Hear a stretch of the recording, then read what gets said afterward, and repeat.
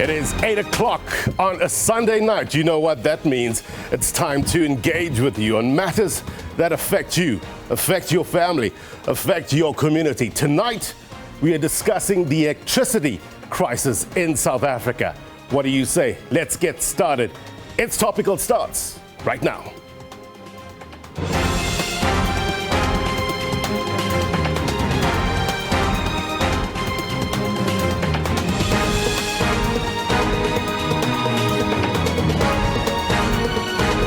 A very good evening to you, South Africa, those watching around the world. My name is Blaine Herman, and this is It's Topical. Our digital audience is with us tonight. Good to have them on the program, as always, and we're going to get their burning questions and comments in a short while for our guests, so stand by for that. The energy crisis in this country, it is causing distress. It's causing hardship. Public disquiet is all too apparent. No doubt it's a difficult time for you and me. So, what is being done about it? Now, the Minister of Public Enterprises announced that Cabinet approved new board members at Eskom. CEO, Andre Director, stays. The CFO is Caleb Kasim. The new board is set to bring a broad experience, expertise, skills that will provide stability and strategic direction to the entity. It's a huge task, my brothers and sisters, repositioning Eskom to play a key role in the energy sector. So the big question, can they do it? And by when?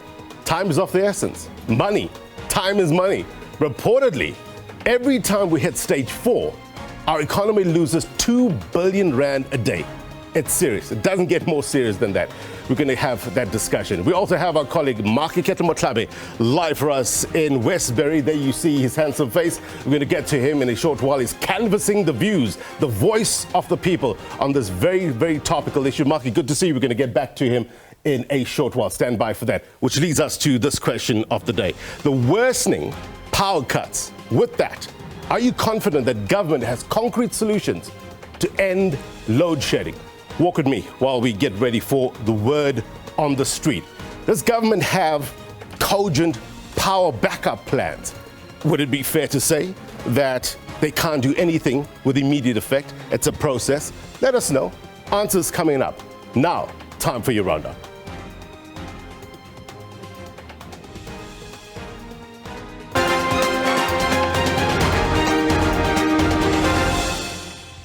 Well, the Mojaji Royal Council has installed Prince Lukukela Mojaji as the king-elect of the Balobedu Nation. The two-day traditional installation ceremony was held in Limpopo. An attempt to hold the installation by the foster parents of Princess Masalanabo Mojaji was dismissed by the High Court in Pretoria. Let's correct and demystify what the public thinks it is holding. In the Tolo Commission, there was never identification of Masalanabo as an heir to the throne. The presence of Masalanabo was symbolic. Why symbolic? It was symbolic because in 1970, when this kingdom or queendom was stolen, the status was demoted. We were having queens. And hence, the day of restoration, it would have been naive to talk about the kingdom by that time in 2018. Because in 1970, when the status was stripped off, it was still the queens. The other big story this week, the DA Simpho Palatse was ousted as mayor of the city of Johannesburg, and the ANC's regional chair, Dada Morero, installed as the city's first citizen. Recently, parties like the ANC and the EFF met to discuss coalitions and the governing of municipalities. But the DA says it will fight back. I want to say thank you for all the, again, prayers, the support. I know so many people are praying for our city. I just want to appreciate you for doing that. What happened today was an injustice. It was unlawful. We're just waiting for the courts to redeem the residents of Johannesburg from what has happened here today. We believe in our judicial system, and we believe that justice will be served for our 6 million residents. So please hang in there. Please don't stop praying. We are fine. We will fight. We will fight for you. We'll fight to see our city rebuilt again, and we will not leave it in the hands of this corrupt cabal. So hang in there. Right, look, this story has gotten a lot of interactions, a lot of interest on social media, also our YouTube channel as well. Take a look at this with regards to some of the comments that has been made about the latest developments. Molemo is saying, I've never seen a politician this desperate to stick to a position, statements and videos pleading for help from residents, and now it's the courts. It goes on. There's lots of comments here. This, Carl says, this is what you call a clever experience, well-spoken lady and mayor, not a unskilled ANC cater troll like the so-called new mayor. And it goes on. So really interesting comments being made with regards to this story. Now, back to the story at hand. I want to give you a sense with regards to the power outages. You've heard all the stages that we've been talking about over the last, 15 years now? But let's just remind you so that we all are on the same page with regards to the various stages. Stage one, right? You come to know this pretty well by now. It's a 4-day period, 3 times for 2 hours, or 8-day period, 3 times for 4 hours, right? Stage 2. We'll run through this pretty quickly. Let's go. Stage 2. So with regards to stage 2, it's a 4-day period, right? 6 times for 2 hours, or an 8-day period, 6 times for 4 hours. What about stage 3? Something that we're currently on, right? It is stage 2 plus 50% increase. Now, here it gets a bit tricky, right? And we're told that if we hit stage 4, the economy loses billions per day. Stage 4 is a 4-day period, 12 outages for 2 hours. And then it gets really hair-raising when we hit these stages. Stages 6 and 7, 2 outages each, 4 hours.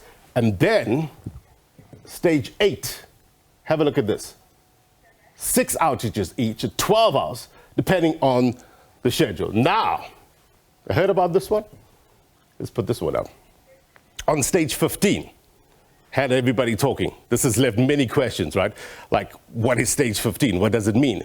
Andre Durator saying that this was mischievous clickbait engineered by a journalist. According to an interview with 702, he said that he meant that was if they were forced, right, to implement the minimum emission standards that would require them to shut down 16 gigawatts of generation capacity, that would put us into stage 15 load shedding. So he says the comment was completely out of context, but it got us thinking, about what does a total blackout look like?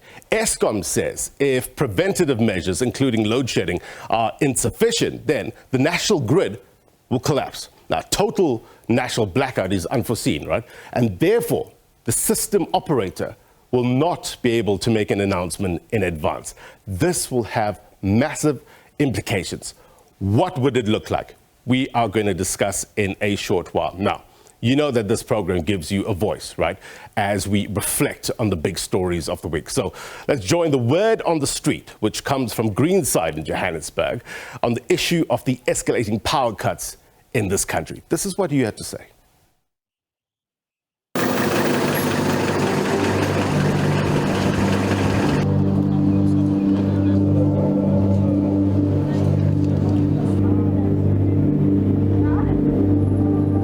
The current rolling blackouts and Eskom crisis, what is your message to the government? My message to the government is that let's use the resources for the people.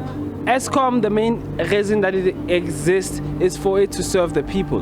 Let it serve the people, let us plan better, and let us limit things like corruption and injustice, and let's just serve and give back to the people, because at the end of the day, it's for the people. If we see that Eskom is not providing the services that we require for our people, let's source out a better, more efficient electricity provider. I know we would be growing as an economy a lot faster if it weren't for these power outages. Small businesses are going under. People are spending money on things that they don't need to spend money on, like inverters and solar panels. So yeah, fix it fast, please. I say it's too late, man. It's time for a change. 2024, we'll see where it's at, and that's all we can do.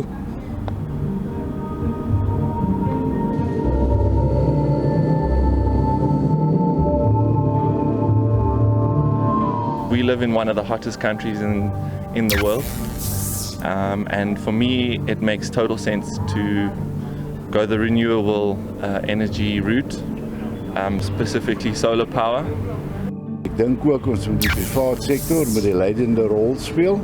Just be honest. South Africans love people who are honest and people who are accountable. We don't like excuses, and playing the blame game does nothing for either Eskom nor US government. So you got to trust us as well with the truth, be honest with us, and we might just help you come up with a solution. I'm the kind of person that tries to keep a positive attitude at all times, but even this latest stage 6 load shedding has been taking a toll on my mood and my business, and so just to the government to please find a different solution to rolling blackouts, because even with the best kind of attitude, it's getting really difficult to keep a positive disposition in this beautiful country. It is so important to hear from you. This is the platform that gives you a voice. Why? Because it informs the strategy on how to get to that better place that we keep on talking about. All right, I want to take you now to Westbury, just outside Johannesburg. The deadly game of drugs and gangsterism rages on. Even worse, during darkness. As a result, innocent residents continue to live in fear amid a load-shedding crisis. Their lives remain in danger. Now, our producer, Marke Ketla Motlabe, is on the ground for us to get their voices. Marke, good evening to you. It seems like the issue of social ills, when mixed with the energy crisis, it's a recipe for disaster, isn't it? Absolutely, Blaine. I mean, you have summed it up greatly in that intro. One thing we know for sure is that, living in Westbury, is just hoping to see another day. Any day can be the last, because that's what the residents here are telling us, especially when load shedding hits. Just a couple of minutes ago, Blaine, before these lights came back, there have been load shed in Westbury. We had gunshots not far from where we are, which is why we are doing this crossing inside this family home for our safety.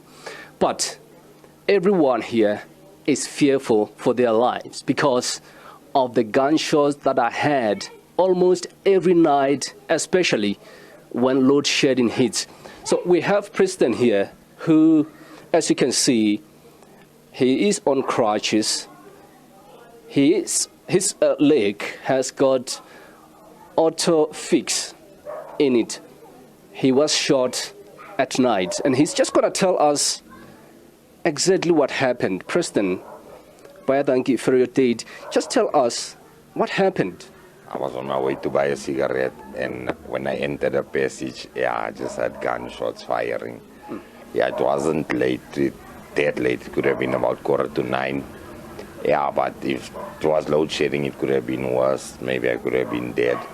Who knows? But fortunately, I'm still alive. So. Alive to tell your story. Now you are sitting here on the couch in pain, trying to recover. How has the journey been, knowing very well that out there in the street, next to the street where we are right now, it was quite dark. You told me earlier on that you can't even go out any longer because you are scared that this might happen again. It instills fear in you, because you can't walk outside like you usually used to. And when it's load shedding, it's even worse because you can't see anything at night. So you can't see any assailants coming towards you or perpetrators who are trying to attack you. So it's frustrating. And even when the lights are off and I don't eat on time, which means I can't take my medication on time. So it leads to pain. It leads to pain, and it's stressful, man. Yes. It's stressful. But why would they target you though? They're afraid to go to prison because obviously they shot me and I opened up a case. So you know what they do. They usually take care of our witnesses. So that's what I fear for. But I fear mostly for the people that I live with, because if they run in here and the lights are off, they just shoot randomly. They can shoot anyone else in the house, and it might not even be me who gets shot on the given day. So the load shedding is a bit stressful, and it puts pressure on, especially when it's in the evening. During the day, it's not so bad, but if it load shedding is in the evening, yeah, it becomes stressful. Have the guys who did this on you been arrested yet? Not all of them. Not all of them. So that's why I'm in constant fear, like, when can they come back? All right. So, jy is die gemeenskap leer. Talk to us. I mean, you just heard what Preston is saying here, talking about the fear of going out when load shedding kicks in. You are a community leader. Talk to us about some of the things that you've observed when it's dark. Firstly, our appliances, our geysers, our fridges, our TVs, and we are in a poor community. I think 20% of our people are middle class, and unemployment is hitting us very hard. COVID hit us hard, but unemployment is bad. So we are in a gang-riddled community. So where every day, the shooting it's like normal for us. But now load shedding make it more difficult for us to really go, because it makes it even easier for the gangs to operate, to kill. So load shedding is like one of the gangsters. Never before in the history of Westbury did we have so many gangs, so many shooting. So it's real, and load shedding comes and is part of the war in Westbury. It actually murders our young men easily. Weekly we have to bury young people. Age starts from 15, and even smaller that is involved with the war. So everything is like the vandalism, the house breaking, house robberies. Even the Uber guys are afraid to come into Westbury when it's load shedding. So it's real. Load shedding, it's not a nice thing. And for us, we live in fear. We live in fear because of the shooting. There's so much guns in our community. We don't know where does it comes from, because every Dick, Tom and Harry, every boy have a gun. Now load shedding makes it easier for those boys to operate, robbing people. They are robbing people during the day. Now what about at night when there's load shedding? And even cops are running. Cops are running. They can't operate when it's load shedding. So we are not safe because of load shedding. Ma'am, you are sitting right there, obviously facing this way because you want to remain anonymous for obvious reasons, your safety. Talk to us about being a woman living in Westbury, and here we are with load shedding kicking in. Just talk to us about that. Okay, good evening everyone. Yeah, it's a big problem having load shedding on a daily basis. And as a mom, I need to take care of my children and have to put food on the stove as well. But with load shedding, it's very, very impossible doing that. And as you guys know, that there is a high rate of unemployment, and getting food, going to the shops as well on a daily basis, it's not safe, because you hear of shooting and then you stay going to the shops, and with the result, you stay for many days without food, and there's no light, so you don't know which way to go. And I think it's a big problem, because right now I was on my way to shop, and it was dark, and there were some gunshots going off, and it's like very scary. I'm walking with my niece, she's like 11 years, and I'm not sure what's our children's future in this community. And, you know, as a mom, you have dreams for your children, and you have dreams for them going to university or better their lives. But in such a situation, we don't know. It's like we are in a hopeless situation. Hopeless situation indeed. But what think you as the oplossing, the solutions? For me, it's like government is overlooking us really, and ons probeer alles om aandag te trek van die government, en ons voel net ons kry nie genoeg aandag rondom hierdie probleem nie, en is 'n onoplosbare probleem, maar ons hulpkreet is dat mense ons sal kom help. Ons vra as 'n gemeenskap asseblief vir help. Ons vra dat daar meer law enforcement sal wees. Ons vra ook dat Eskom ook sal dink om hulle sokkies op te trek en jy weet, ons kyk op na ons government en ons kyk op na ons leiers en as hulle dit dan nie vir ons kan doen nie, hoe gaan ons dan? En as dan nie vir ons jong manne hoop is in die gemeenskap nie, dan ons as mamas wat kinders gebaar het, wat kinders gekry het, meen ons het te vergeefs seuns in die wêreld gebring. It's a plea, plain. We need intervention as a community. We need Eskom to pull up their socks. We need government to lead us, because if we cannot be led by the government that we are actually being led by, who else is going to lead us? Not far from here, Blaine, is West Park Cemetery, popular, but that has become a regular meeting place for this community. As you heard from him, Mr. Boysen, saying that we bury young people almost every day, every week, because of the shootings that are happening under the cover of darkness because of the load shedding. So Westbury essentially has become, in other words, it has actually been drowning in grief and pain, and of course blood because of these shootings. But it's a plea from the community that government needs to do something about this load shedding. Our job is to mirror society, Mache, and that's what you're doing. You're reflecting the realities on the ground, the consequences as put there of load shedding. Consequences are in part a speed of process. How do we get to that better place as quick as we can? Let's discuss. Walk with me. Let's introduce our guests as well as our digital audience. We have the Professor William Gumede, political analyst, as well as Matshela Koko, former Eskom CEO. Gentlemen, thank you very much indeed for joining us. The digital audience is here. Please, just a reminder if you have any questions for our guests as well or comments, put up your hands. We've got limited time. I'll get to you as quick as possible. Good to have you on the program. Mr. Koko, maybe I can start with you. I was listening to an interview by Professor Mark from the National Planning Commission, and he was saying that back in 2015, there was this refusal to sign the power purchasing agreements. And he said it would have resulted in construction of 5 gigawatts of renewable energy generation. Now, he said that if that was signed, 95% of the load shedding that we're currently having would not exist.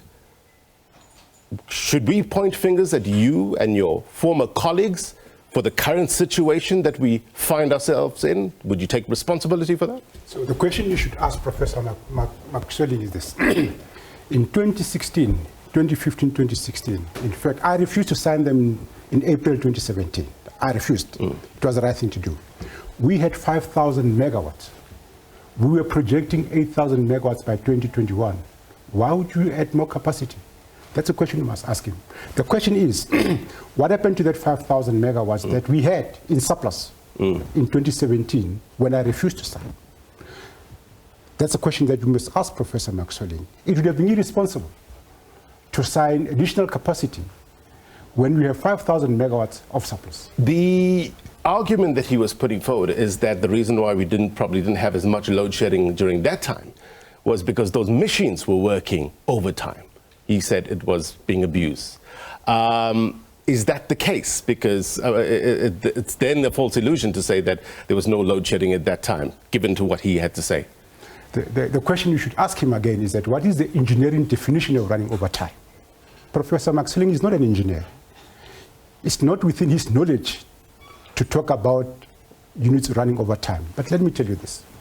The only reason we were load shedding in 2015 is because in November 2014, we lost a coal silo at Majuba, and we lost 3,600 megawatt. The required operating reserve was 2,000 megawatts then. So we lost 3,000 megawatt, which was much more than the required operating reserve by the systems operator. That's the only reason why we were load shedding in 2015, 2016.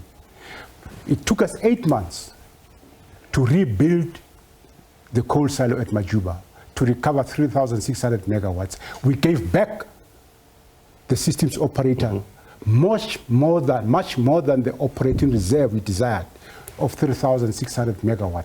And that's the reason why load shedding stopped in 2015, in August 2015. The mistake that many of you make is that you are on this false story that we had 15 years of load shedding. We did not. There was no load shedding between 2009 and 2014. The only reason we got into load shedding in 2014 was the incident at Majuba Power Station where we lost more than the operating reserve. We recovered that. There was no load shedding between 2015 and 2018. I think what people normally refer to as, it started back, I think, in 2007, right? That's when load shedding started, and it has been happening intermittently. It has not been happening. There was no load shedding. This is the worst year ever. Let me be slow with you so that it sinks. There was no load shedding between 2009 and 2014. It's a fact. Go and look at the CSI data. Is the reason, I just want to push it, I'll come to you, Professor Gumede, now to get your point. The reason why there was no load shedding was because those machines were abused. Agree or disagree? You need to tell me what is the engineering definition of abuse. From engineering point of view, if you say to me, you had operating excursion, and you showed me, I'll agree. I put it to you. There was no operating excursion. We operated those power stations within the operating and maintenance envelope. Professor Matshela does not even know what the operating envelope of a power station is. He doesn't even know what the design base of a power station is. He doesn't even know what the maintenance base of a power station is. He doesn't even know what the maintenance operating base of a power station is. None of those three, operating base, maintenance base, operations base, were violated. The plant were not running in excursion. But the much more important part of it is that the Eskom own data, if you go to the Eskom annual results, over a 10-year window, it will tell you that Eskom executed more maintenance than it planned to do. Maintenance is measured by what we call the planned capability loss factor.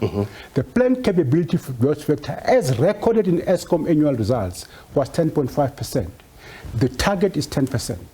Right. So this story that we've abused, the plant was run out, is not borne out by what is in the annual report. Let me help you, and let me help Professor Matshela wherever he is. The measure of how hard you run the asset is defined in the Eskom annual results. It's called energy utilization factor. The energy utilization factor, as measured in the Eskom annual results, is the lowest in the time and the era during my time. That was Mark Swilling's argument, Professor Gumede. You heard the pushback by Mr. Koko. Andre Director says they are playing catch-up in terms of the maintenance. What's your take with regards to the politics around the energy crisis, as well as who's to blame, the blame game being currently played? Thank you for having me here. Just the first thing is to say, I feel ordinary citizens, the stories from Westbury, it is heart-wrenching. And also, obviously, the other impacts of the Eskom crisis, of the power crisis, the loss of jobs, loss of businesses, people leaving the country. Really, so the failure in Eskom really captures the failure of the ANC. Because it's in our face, we can see it. It is, you can't deny it. It is, so that really to start off with that. So, why are we here? And I'm not talking as an engineer, so I'm talking as a management of, running a public enterprise, or teaching how you run a public enterprise, and myself having chaired public enterprises myself. The thing with a state-owned company, you can run it, and you can, and it gets to a tipping point when it's mismanaged and it's run corruptly. It is run for patronage basis. So, and it reaches a tipping point. Now you can stretch a state-owned company, unlike in a private company. What you can do is you can bail it out and bail it out and support it and support it. Now in a private company, when you get to the point, that tipping point, it is collapsed. Like you think of Stadttevaarts was here for over 100 years. Company just closed down. Can't do anything because nobody can bail it out. So in a state company like Eskom, it can be bailed out continuously. And the thing is also with a state-owned company, you can sweat the assets for a very, very long time. You don't do any maintenance, you move that money for other things, and it can be sweat unto a tipping point. Now, after that tipping point, what then happens is a total breakdown, a total collapse. And then normally with a state-owned company, after that total collapse, and that is where Eskom is now, that tipping point, you either have to introduce shock therapy. What is shock therapy? Shock therapy is you close it down and you just get the private sector to play the role. If you can't do that, you almost fire every contractor, every staff member, and you just start almost all over. So that's the other part of the shock therapy. Now, in the early 90s, this crisis started in the late 90s, when there was a report that came out from Eskom that actually said, look, for the long term, they need to plan for maintenance in the long term and for new capacity. Now, that was rejected then by the Mbeki government. You know, actually, I was actually on TV interview around that issues. So poor planning. So poor planning has been, unfortunately, a problem in our government. And Eskom is now the reality of that poor plan. Then thereafter, what happened then after poor planning? Now what happens is the capture of an entity. State capture of an entity over a period thereafter. So you've got poor planning combined with capture, combined with mismanagement. And I'll tell you just a practical example for you. For example, you think about Madubi, the two, and Kusile, you know, they're overrun of 4 years. For example, and the cost implications for that. And then when you have this sort of capture, you get a contract out, and then what happens with a contract is that although a new, say a new unit is built, that unit is built, you know, with poor material, so then you have to maintain the old maintenance, and the new that you build will also have to be maintained. You know, Mr. Koko, let's bring you in to just answer something that Professor Gumede brought up with regards to state capture. You've been fingered in that report, and I understand that you were going to take it on judicial review. Have you? What's the next step? I will take it on judicial review, but let me tell you what. Anybody who is involved in state capture must be held to account. Full stop. Full stop. The judge made his job. He's made recommendations. Those who are responsible for furthering the aims of state capture must be held to account. It's not up to me and you to debate and discuss whether I'll take it for review or not. It's irrelevant whether I'm going to take it for review or not. If I am, if there's evidence that points to me that I furthered the end of state, I must be held to account. Whether I take it for review is irrelevant. The judge made most important decisions to the NPA. The NPA must follow through. Whether I'm going to review it or not is irrelevant. You had no interaction with the NPA since? I have no interaction, and by the way, I don't think I will. I've told many times that the NPA has been set up for failure. That's what I'm telling you. What we should be discussing is demystifying what the prophet is saying. Let me tell you, South Africans will be foolish to accept the story that says we are load shedding today because of what happened in 1996. We had 19 years to correct that, and yes, we've corrected it. What would That's one. But the second part is, it is wrong to say Eskom is broken. Eskom is not broken. Eskom can be fixed and must be fixed. What would you do if you say Eskom is not broken? People are watching you, probably screaming at the screen saying, we're just currently experiencing load shedding now, but probably some people watching on the app. And you saying Eskom is not broken. What do you mean by that? They're in billion rands debt. Things are not working in terms of load shedding, stage 6, up to stage 6. Director was talking about stage 15, but he explained what he meant. What do you mean that it's functional, in other words? The reason why we continue to load shed is because of the manner in which the people like the Prof diagnosed the problem. In 2014, 2015, when the war room was set up, I remember Dr. Steve Lennon and Siliso Martina, when they were asked in Parliament, in the meeting with the President, what do we need to do? They said we need 5,000 megawatts from the private sector to solve the load shedding. 2,000 of that 2 megawatts will come out of the OCGDTs, 3,000 must come from the private sector. When Brian Molefe came in, I said, that's nonsense. I'm saying it even today. You have 16,000 megawatts today as we speak on stage 3 that is broken. You've got 6,000 megawatts on PSLF. You've got 3 levers, and I want your listeners, your viewers to listen. You've got 3 levers to stop load shedding. One is your plant maintenance, plant capability factor.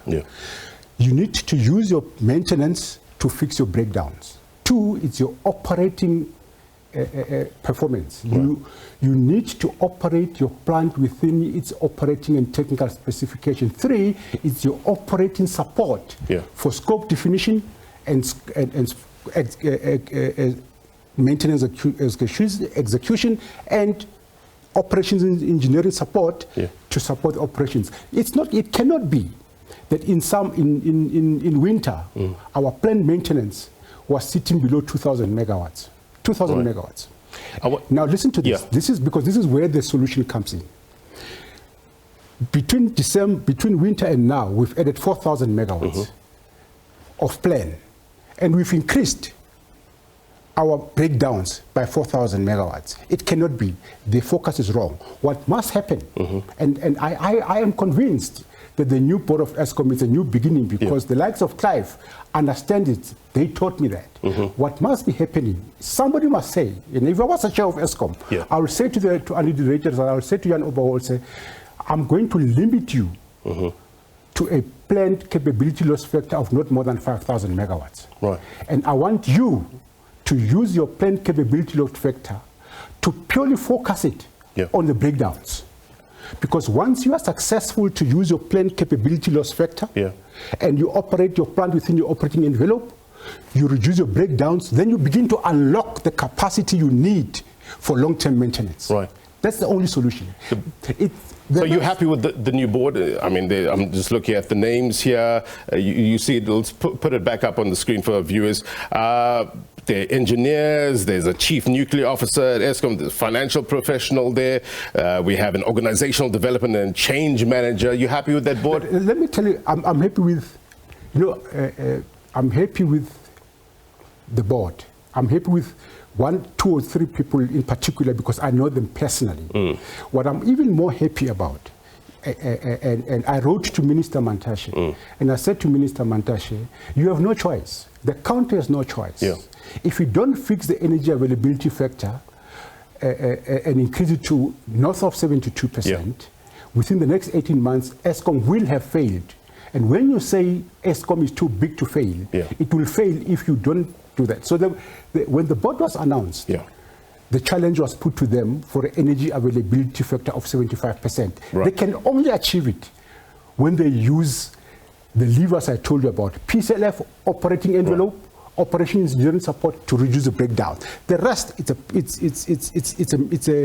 it's a misunderstanding that you can go and buy more renewables to create more space. It's the myth that Dr. Steve Lennon and CPC Martina sold to the deputy president then in 2015. It's a myth. I guess it's the big question is, how do you get to a stage where you have certain power plants that can buffer us when they go to maintenance? We have that clip of Gumede Matshela speaking with regards to the new board. I just want to play it before I go to our digital audience, then I'll come back to you, Professor.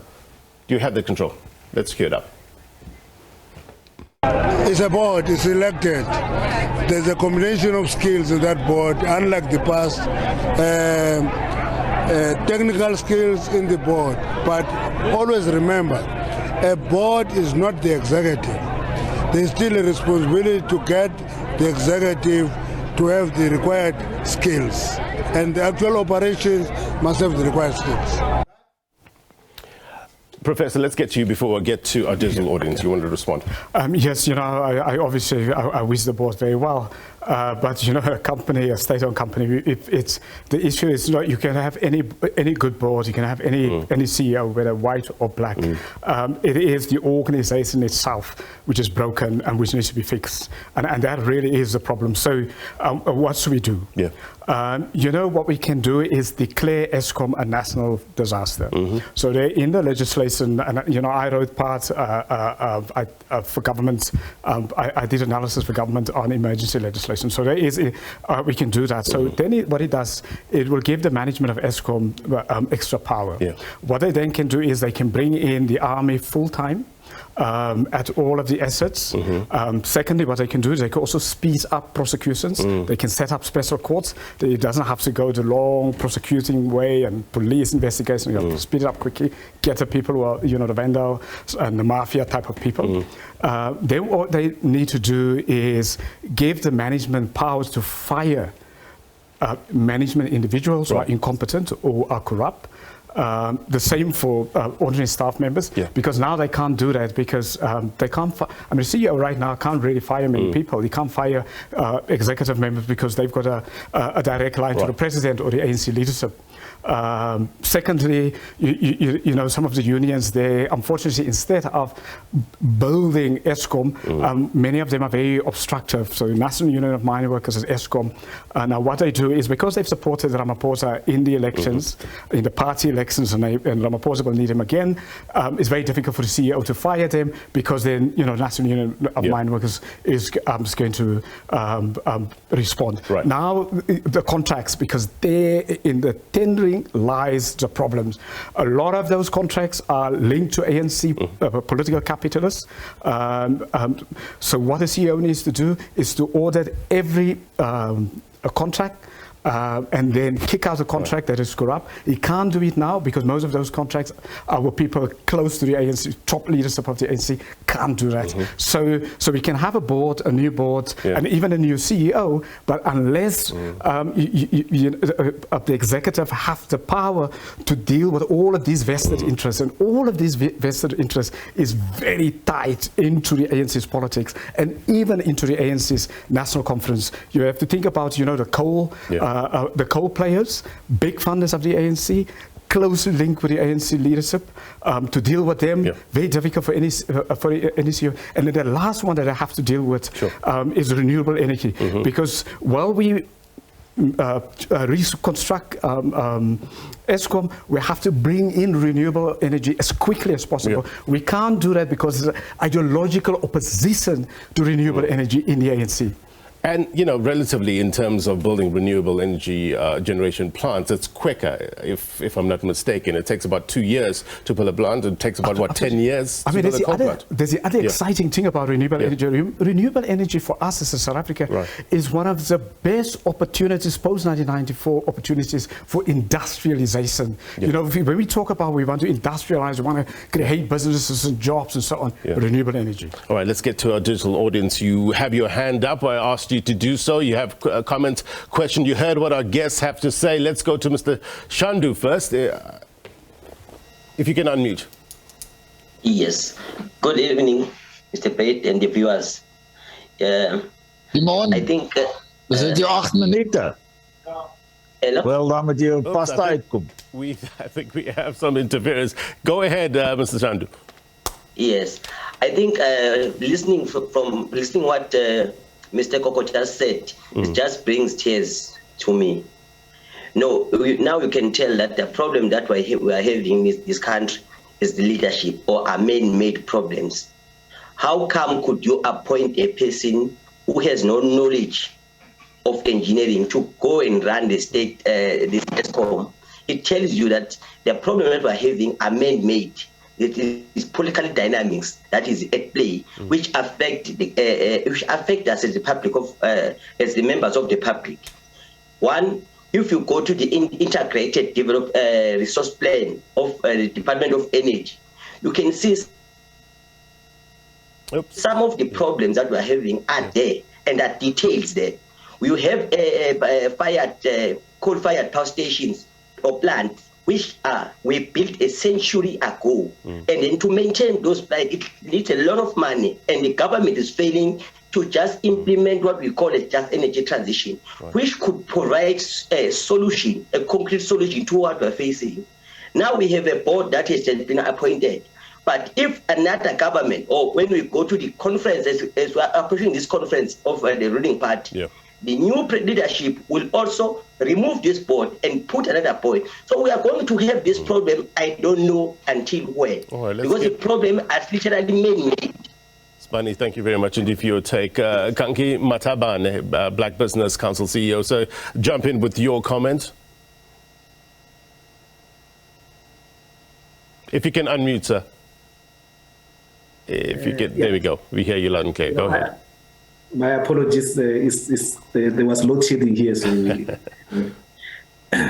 Yeah, but I think it's disingenuous to want to blame the ruling party even where it's not necessary. I think let's put the blame where it's supposed to be. The problem with Eskom now is that, and let me just give an example. It's like you having a hotel, and then in that hotel you can only use one room. And then you've got the other 4 rooms that you can't use for whatever reason, you don't maintain them.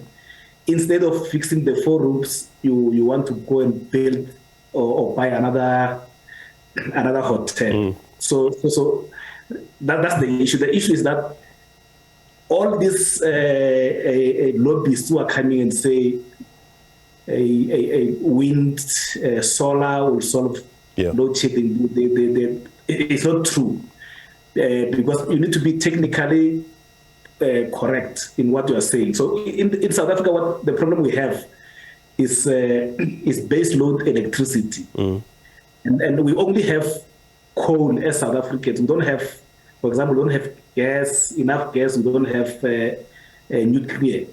So without those, you cannot have what is called the base load. So if you look at wind, it's available when there's wind. If you're looking at the solar, it's only available during the day. So that cannot solve the load shedding challenge that we have. So we need to deal with the issue of fixing the current Eskom. Then we can do the other things that we call the cherry on top. And what I'm getting from speaking to many people is that this is not a quick fix. At least 2 years till we get to a stage where we can ease off load shedding. That's the answers I'm getting from certain people. Let's listen to @landless_queen. If you can unmute, talk to us about your comments. What are you currently experiencing? We can't hear you. @landless_. We'll try you again. Smangaliso, jump in. Omalo, give us your take. Yes, good evening, sir. How are you? Very well, and you? No, I'm good. Thanks to the listeners and yourself for inviting us. I'm Smangaliso, as you can see. Firstly, I will start by saying that I've heard that Mr. Gumede said Eskom had a problem of poor planning, right? I think we all can appreciate now that there is a new board appointed, and we hope for the best. All right. Let's try to @landless_queen. If you can unmute.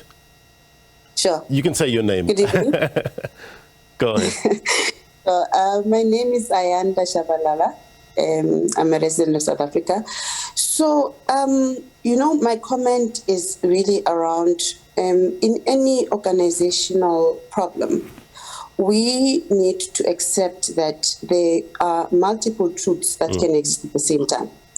With Eskom, we are having a problem operationally of lack of, I would say, mismanagement. I would say corruption. We know, we've heard about the things that are happening there. However, at the same time, we are as well hearing from our friends and families who work at Eskom that there are aspects or parts of Eskom where technical employees were made to sign NDAs to not disclose what exactly is happening. And what actually happened is that the CEO allocated budget that was supposed to be dealing with the operations of Eskom to fix whatever maintenance and other operational issues there, and went to pay a certain debt. How do you know? How do you know this? How do you know this, Ayanda? As I say, yes, we have friends and we have families who work at Eskom, and we have confirmed power stations do not have operational budget. There is no money to run the power stations. And my view is that that is proper strategic sabotage by economic assassins who want to bring in IPPs and force them down our throats. Right now, Vodacom is reported to be having a POC or pilot project where literally the Eskom CEO is literally saying that the revenue that Vodacom was paying to Eskom is going to go to the IPPs. Okay, that's interesting. Look, Sure. There's a lot of allegations that you're putting out there. We obviously have to find out and verify as well. So we'll try to reach out to Eskom as well as Vodacom to get their take on it. But appreciate your comments, Ayanda. We've got very limited time, folks, so please keep your comments short. Let's go to Dr. Felix Dube. Good evening, Blaine, and good evening to the listeners and the guests in the studio. I just want to make 3 quick observations about the question whether the government is really having a strategy or whether it is able to deal with the Eskom situation, that is, can it resolve load shedding? I think for us to answer that question, we have to listen to what cabinet ministers are saying. First Minister Gordon tells us that perhaps we will go for 8-9 months or so with the load shedding. Practically, I think that is going to take longer. To me, that means we're in this thing for the long haul. And then secondly, the Minister of Health has been calling for an exemption of hospitals from load shedding. What does this tell us? This tells us that he is aware that the issue of load shedding is not going to be resolved anytime soon. That is why he's really calling for this exemption. All right. And just to conclude, I want to also say that I don't think we have been really having the right conversation as a nation about this load shedding. There is a lot of emphasis on IPPs, which have been really showing to be failing us. There is a huge drive for renewable energy, but nobody is really talking about the issue that can really resolve some of things, and that is nuclear energy. Expensive at first, but very reliable in the long term. All right. I'll have to jump to Mr. Tsotetsi and then Mr. Nxumalo and Mr. Sazi. First to you, sir. Mr. Tsotetsi. If you can unmute. We've got limited time, so if you can keep your comments succinct. All right, we're having a bit of an issue with Mr. Tsotetsi. Let's go to Mr. Nxumalo. Dr. Nxumalo. Apologies. Yes.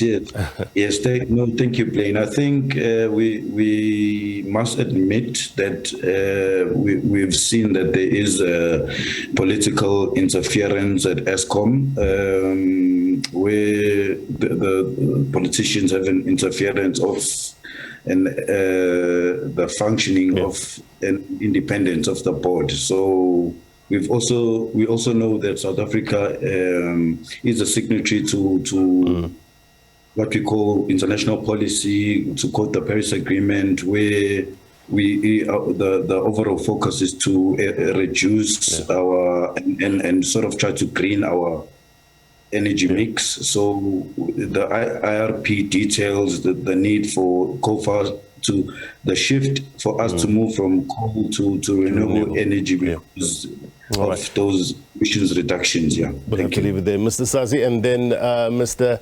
Ikadima.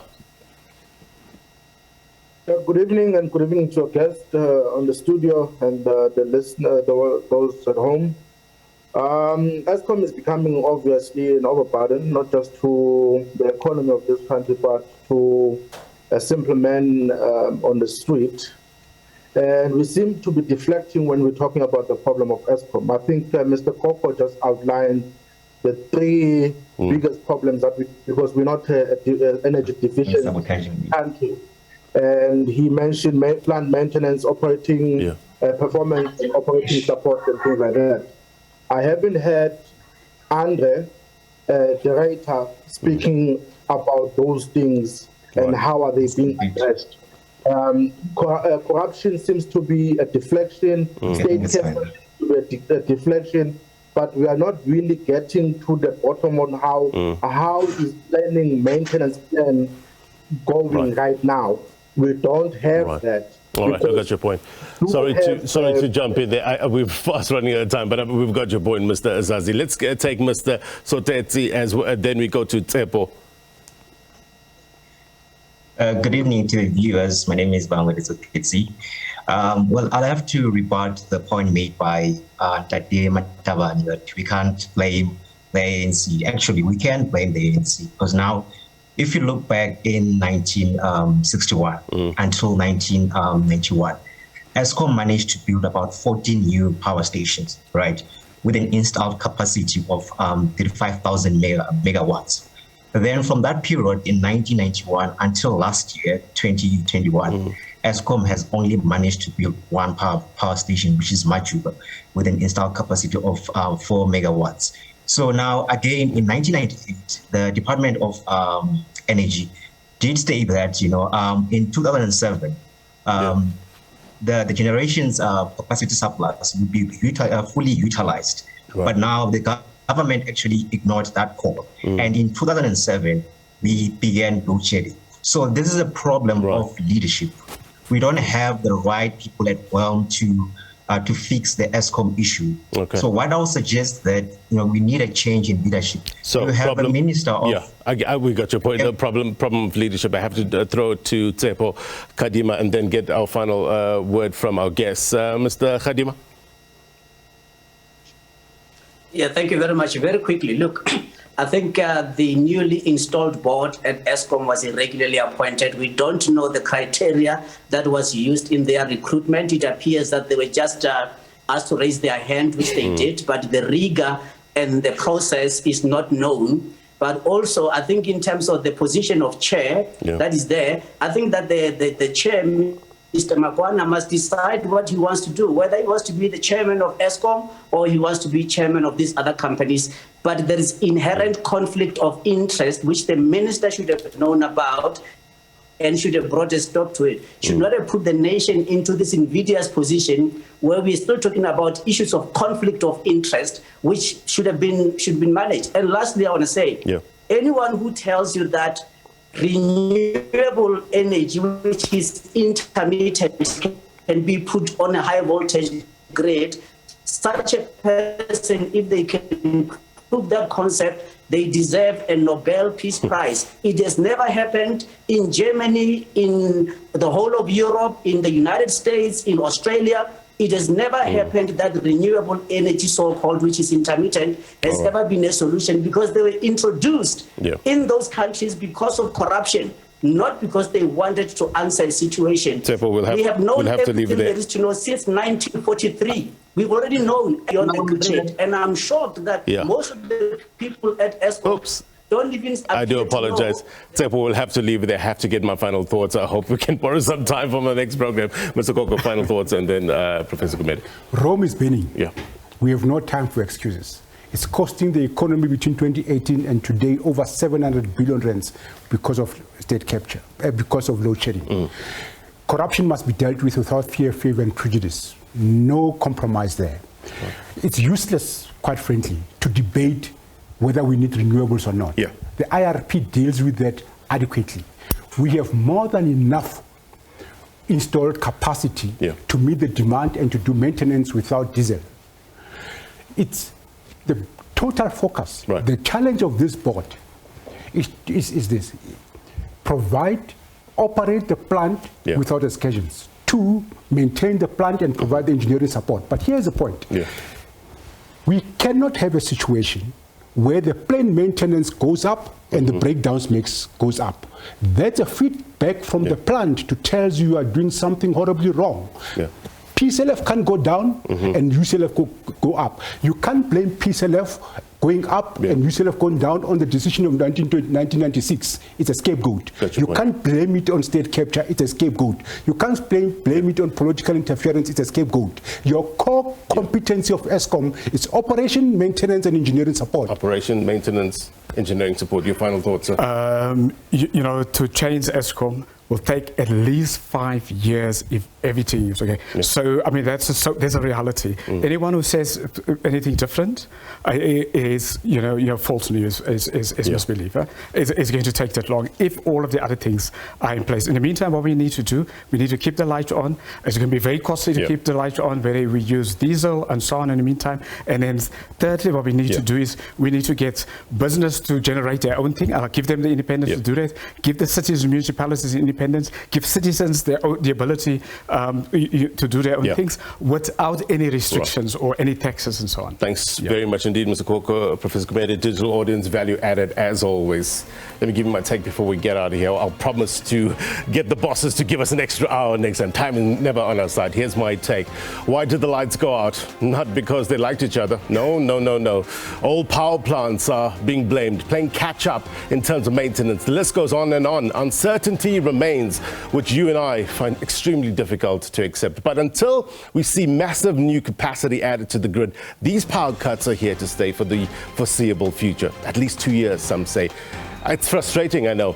It seems you fix one end and the other end breaks. The residual risk is all too apparent. And just as this country is starting to get back on its feet following the devastating impact of the coronavirus pandemic, sickening rolling blackouts knock us back down.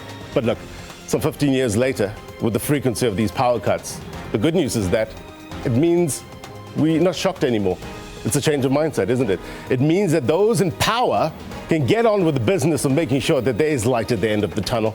Plans are in place, but it will take a collective effort to energize this nation once again. So the question is, will this country come together around the promise of what it can be? Time will tell. Accountability will tell. The news continues. Take care. Bye-bye.